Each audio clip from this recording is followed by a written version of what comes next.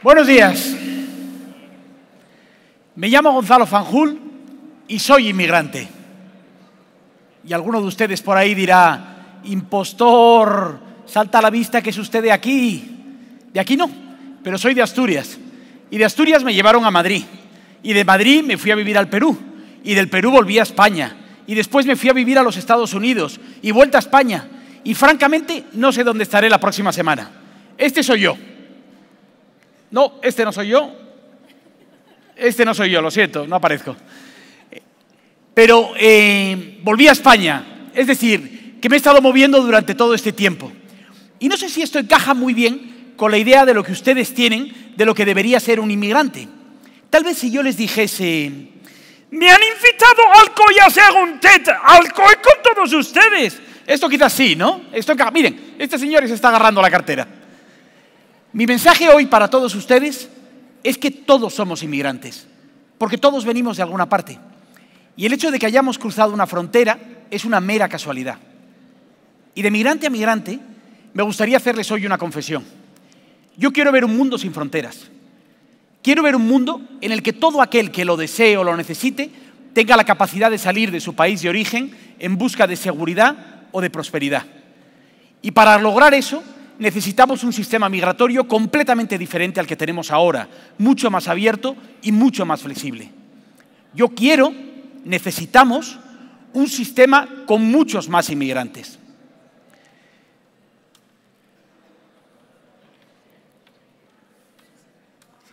Llevo muchos años dándole vueltas a este asunto y la verdad es que he hablado con expertos de todas partes. He leído, he escrito, he estudiado, he dado la tabarra a amigos, he dado la tabarra a vecinos. Y en todo este tiempo he aprendido tres cosas por encima de cualquier otra. La primera de ellas es que las migraciones son buenas. Son buenas para los que viajan, son buenas para sus países de origen, pero las migraciones son muy buenas también para los países a los que se destinan los inmigrantes. La segunda lección es que las migraciones son naturales. Han ocurrido a lo largo de toda la historia. Las migraciones se adaptan con absoluta naturalidad a las oportunidades del mercado, incluso para que la gente no venga cuando esas oportunidades no existen, que es lo que ha ocurrido en España durante los últimos años. Buenas y naturales. Esto empieza a parecerse a uno de esos yogures para hacer de vientre, ¿verdad? Buenas y naturales. Pero sí, son buenas y naturales. Y alguno de ustedes me dirá, yo no creo que sean tan buenas y no creo que sean tan naturales. Y es posible que tengan razón. Porque en realidad es irrelevante lo que usted piense o lo que piense yo. Lo más importante es la tercera cosa que he aprendido durante este tiempo. Y es que las migraciones son inevitables. Son inevitables porque responden a pulsiones que escapan por completo al control de los gobiernos, como por ejemplo los conflictos, la desigualdad de ingreso, la transición demográfica. Allí son cada vez más jóvenes, aquí somos cada vez más viejos. En Benidorm es estacional, pero esa es otra historia. Y si las migraciones son inevitables, la pregunta fundamental es, ¿podemos aspirar a detener los flujos migratorios? Y la respuesta es que no. La respuesta es que no podemos detener los flujos. Podemos encarecerlos, podemos alargarlos, podemos encanallarlos, como estamos haciendo en nuestra frontera sur. Pero si esas pulsiones operan con la suficiente intensidad, esto no lo para nadie. ¿Cuál debe ser nuestra aspiración? Por lo tanto, nuestra aspiración debe ser gobernar las migraciones en beneficio de todos. Pero basta ya de prolegómenos. Este es el momento clave de cada TED, el momento en el que se plantean las soluciones. Si los organizadores hubiesen gastado 4 pesetas en una pequeña orquesta sinfónica, como yo les había pedido, este es el momento en el que empiezan los timbales para anunciar que necesitamos un sistema migratorio completamente renovado. Es más, necesitamos poner el sistema migratorio patas arriba. Y les propongo, para empezar, un cambio de mentalidad en un asunto que parece muy sencillo, pero que en realidad es una idea muy loca. Que los extranjeros sean tratados como seres humanos y no como poseedores de un pasaporte.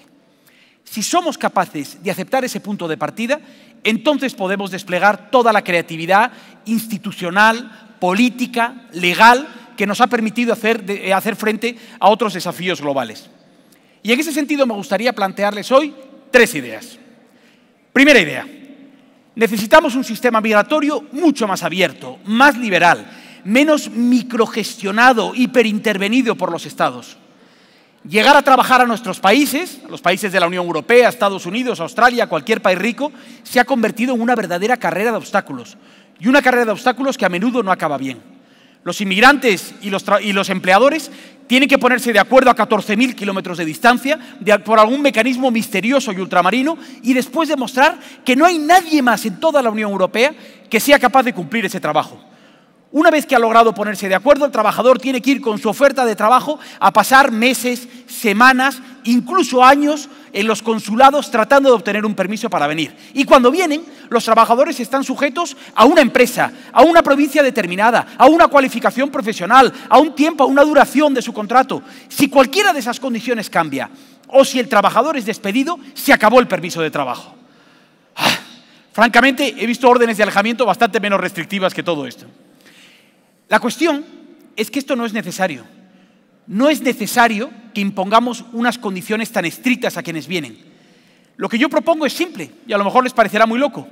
¿Por qué no aplicamos a la economía de las migraciones las mismas lecciones que hemos aprendido en cualquier otro sector de la economía? ¿Por qué no permitimos que los operadores se regulen con naturalidad, los empleadores y los trabajadores, y reservamos para el Estado una función que es fundamental? Y es que todo este proceso se produzca dentro de la ley y garantizado por los derechos. Esto es exactamente lo que ha ocurrido en un país como Nueva Zelanda. Nueva Zelanda es un país que tiene muchos menos prejuicios de los que tenemos nosotros, porque es un país formado por inmigrantes. Y durante los últimos años, Nueva Zelanda ha apostado por la inmigración temporal como un mecanismo no solo para facilitar sus propias necesidades laborales, sino para garantizar oportunidades a otros que quieren ir a Nueva Zelanda. Este gráfico muestra cómo han evolucionado los programas de migración temporal en Nueva Zelanda entre el año 2011 y 2016, donde crecieron prácticamente un 40%. Casi 193.000 personas en 2016 tuvieron la oportunidad de emigrar temporalmente a Nueva Zelanda por una diversidad de programas, desde estudiantes que podían trabajar parte de su tiempo, a temporeros agrarios, a gente que ocupaba capacidades específicas que necesitaba la economía, a gente que venía por reagrupación familiar. La gente llegaba, hacía su trabajo, se beneficiaban ellos, se beneficiaban sus países de origen, se beneficiaba y de qué manera la economía neozelandesa y se producía un periodo de inmigración estacional, como lo de Benidorm. Y había algo fundamental en este modelo, y es que la gente cumplía su parte del contrato y retornaba después de terminarlo. Porque lo fundamental de esta propuesta es que nos permitiría reducir de manera considerable los flujos de inmigración irregular. Porque fíjense el mensaje que le trasladamos a los inmigrantes que están esperando la oportunidad de saltar. No hace falta que te subas en una patera. El sistema te va a dar una oportunidad si tienes la paciencia para esperarlo. Y francamente, otra cosa no. Pero si algo han demostrado los inmigrantes es paciencia. Oportunidades pocas, pero paciencia un rato. Supongo que esto es lo que llama la moral del alcoyano, ¿no? Segunda idea. Yo quiero un sistema migratorio con derechos para todos. Para los que se mueven, pero también para los que estaban aquí. Si los derechos fundamentales están asociados a la condición de un ciudadano y no al que tiene un pasaporte, entonces todo el que vive en nuestras ciudades, el que vive en nuestro país, debe tener garantizados derechos como la protección, el acceso a la sanidad, el acceso a la educación. Eso vale para los inmigrantes que han venido a trabajar a España, pero también para los 700.000 jóvenes españoles que han salido a trabajar a otros países durante los años de la crisis. Esto ha ocurrido, es posible, no es una locura. En nuestro país, en España, se ha garantizado durante mucho tiempo el acceso a la sanidad para inmigrantes en situación irregular, precisamente bajo la condición de ciudadanos, y el sistema no se ha venido abajo. Pero es evidente que no todos ganan con esta situación. Es evidente que hay gente que compite de manera directa por los empleos o por los beneficios sociales que tienen que compartir con los inmigrantes. Y esa gente necesita compensaciones específicas. No solo es lo justo, porque eso nos permitiría redistribuir los beneficios del sistema migratorio para toda la sociedad, sino que además es lo más inteligente, porque nos va a permitir reducir el conflicto social asociado a la llegada de muchos inmigrantes a nuestro país. Y alguno de ustedes por ahí atrás me preguntará, ¿pero dónde vas, loco? ¿De dónde vamos a sacar ese dinero si no lo tenemos? Y les propongo una idea muy loca. ¿Por qué no utilizamos parte del exorbitante presupuesto que nos gastamos cada año en impedir que lleguen los inmigrantes? El Overseas Development Institute, uno de los centros de investigación más prestigiosos de Londres, calculó que la Unión Europea se ha gastado entre 2014 y 2016 17.000 millones de euros solo en impedir la llegada de nuevos refugiados. 17.000 millones de euros. ¿Se imaginan ustedes lo que podemos hacer con esa cantidad, por ejemplo, para construir guarderías o para construir centros de salud? Oye, Paqui, pero menudo ambulatorio más chuleta que te han construido en el barrio. Mi Mariano, que el mes pasado admitió a 50.000 inmigrantes. Ay, chica, qué suerte. Mi François no admitió a 50. Y yo, mira, ni un botiquín. Tercera idea. Yo quiero un sistema que ayude a reducir los obscenos niveles de pobreza y desigualdad que padecemos en el mundo. Quiero un sistema migratorio que funcione contra la pobreza. Y este es un mensaje directamente dirigido a las organizaciones de desarrollo y a las agencias que hacen cooperación internacional. Incrementar la ayuda para que la gente no venga no funciona. De hecho, sirve justo para lo contrario. Este es un gráfico, que no soy yo tomando el sol en Benidorm, sino que es un gráfico que explica cómo se rigen las migraciones, quién emigra y por qué. Si se dan cuenta, las migraciones son más bajas en los extremos. No emigran quienes son más pobres y quienes son más ricos. No emigran los pobres porque no tienen ni las capacidades educativas ni las capacidades financieras para dar el salto. Pero tampoco emigran los más ricos porque no tienen incentivos, están bien donde están. Quienes emigran son las clases medias. Eso quiere decir que todo lo que hagamos para ayudar a los africanos a mejorar sus condiciones, lo que va a hacer es empujarles al punto de salida. Tenemos que mantener la ayuda al desarrollo, pero no para esto. Y yo les propongo otra manera de vincular las políticas migratorias a las políticas de cooperación. ¿Se acuerdan ustedes del famoso 0,7% del PIB destinado a la ayuda? Yo les propongo otro 0,7%. Les propongo que consideren la posibilidad de incrementar un poquito, tan solo el 0,7%, el número de personas que podrían emigrar legalmente a nuestros países, por ejemplo, en programas de ayuda de migración temporal. Y alguno de ustedes me dirá, ¿pero cuánto es esa gente? Yo he hecho el cálculo. Si consideramos todos los inmigrantes que hay en el mundo, un 0,7 serían 1,8 millones de personas. Me dirán, pero por Dios, 1,8, imposible, no cabemos, que no vengan. Bueno, si consideramos que 1,8 millones de personas llegarían, por ejemplo, a la Unión Europea, a un mercado de 500 millones de personas, quizás no les parecen tantos. Y, sin embargo, pueden tener un efecto absolutamente formidable sobre el desarrollo de sus países de origen. Esto es algo que tuvimos oportunidad de comprobar con un pequeño experimento que realizó Michael Clemens, del Center for Global Development. Michael Clemens propuso al gobierno estadounidense una idea muy loca después del terremoto que tuvo lugar en Haití en el año 2010. Lo que les dijo es, no solo debemos destinar ayuda de emergencia al país, sino que además podemos ayudarles permitiendo que una parte pequeñita de los haitianos pueda emigrar a los Estados Unidos de manera temporal para trabajar en sectores donde los necesitamos y en donde puedan generar ingresos para sus familias de origen. Y lo que ocurrió es esto. Cada uno de los haitianos que participó en el programa logró en tan solo 1 o 2 meses multiplicar por 2 todos sus ingresos anuales.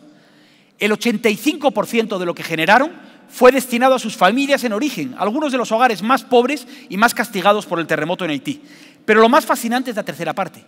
Lo más fascinante es que no solo generaron cada uno $3.000 por cabeza para el desarrollo de Haití, es que dejaron de beneficios para la economía norteamericana $4.000. Vamos, lo que se dice, un chollo. Y cada uno de esos haitianos cumplió la parte de su contrato y retornó después de haberlo cumplido. Algo que probablemente no podrían hacer si finalmente se construye el muro que quieren construir. Estamos terminando. He tratado de hablarles con un poco de sentido del humor de un tema que en realidad es muy difícil. Pero si se dan cuenta, el de las políticas migratorias es un tema que a menudo no tiene ni puñetera gracia. Este sistema migratorio condena a la exclusión, a la vulnerabilidad extrema, al sufrimiento, a la angustia a millones de personas. Permitimos en nuestras propias ciudades y a veces en nuestros propios hogares un sistema que de hecho supone un sistema de apartheid. Estamos tirando por el subidero los extraordinarios beneficios económicos y sociales que supondría un sistema migratorio más justo y más inteligente. Nada de esto es necesario. Cambiemos esta realidad. Yo les propongo que piensen en grande. Les propongo que hagamos que la lotería del lugar en el que naces no se convierta en un determinante de tus derechos para el resto de la vida. Hagamos del derecho a la libre movilidad un derecho que sea el gran derecho del siglo XXI. Y es posible que ni ustedes ni yo veamos ese derecho, ni siquiera los más jóvenes, porque las grandes consecuciones sociales son el resultado de la pelea de generaciones enteras, hasta que las sociedades consideran inevitable lo que antes nos parecía sencillamente imposible. Pero podemos hacerlo. Yo les animo a que se unan a mí y recuerden las palabras de ese gran filántropo que un día nos dijo: "We are going to make the world great again. We love you, Donald". Dinos, tú eres nuestro faro, dinos hacia dónde ir, que ya iremos nosotros hacia el otro lado. Muchas gracias.